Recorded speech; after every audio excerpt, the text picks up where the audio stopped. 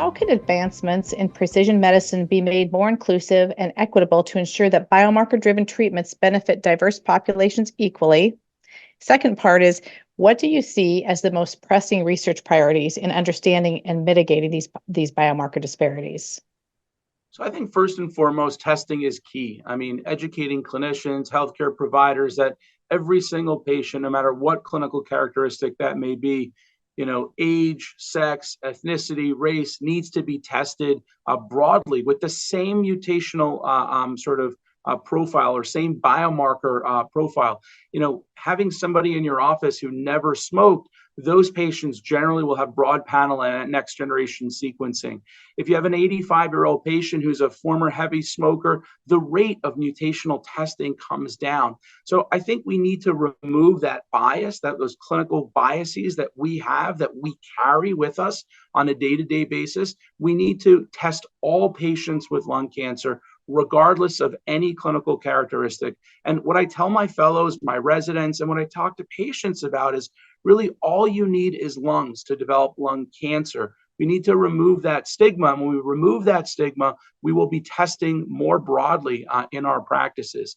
There are also a lot of systemic biases, a lot of racism that exists that prevents clinicians, I believe, from doing the best thing for their patients. And if you look at clinical trial enrollment in this country, and that's something that we do need to improve in order to develop better treatment options for our patients, particularly our patients, of Latin American descent or Black Americans in the United States. We need to enroll more patients of more diverse backgrounds onto our trials. Otherwise, we're only limiting our treatments to specific or small percent of our patient population. So to be honest, I don't know how well our EGFR inhibitors work in Black patients. I know it's approved and we utilize it, but we don't have nearly as much data prospectively treating novel therapies. A lot of our trials have, inclusion rates as low as 2 to 3%.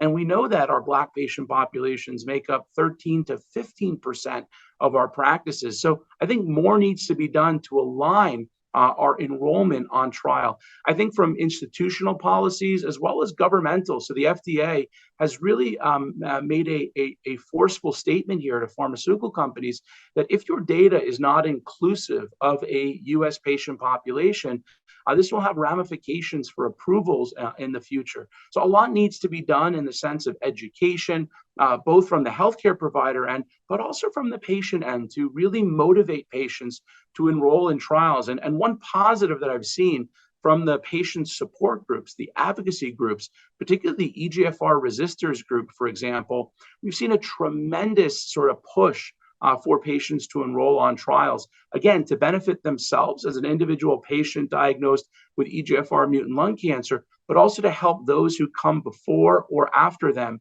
in their journey with lung cancer. Dr. Manley, do you have anything to add to that?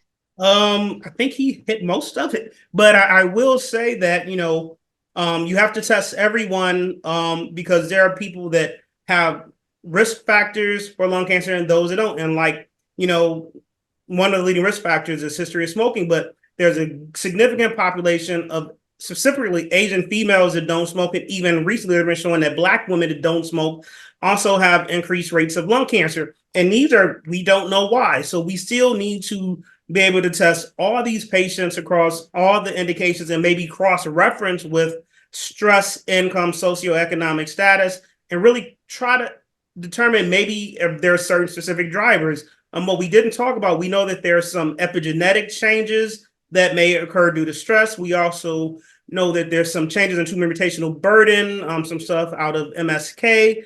And I think there is some stuff that even shows differences in the immunomarker frequency and response in Black populations. So we really have to more universally test everyone equally to really have an impact on outcomes.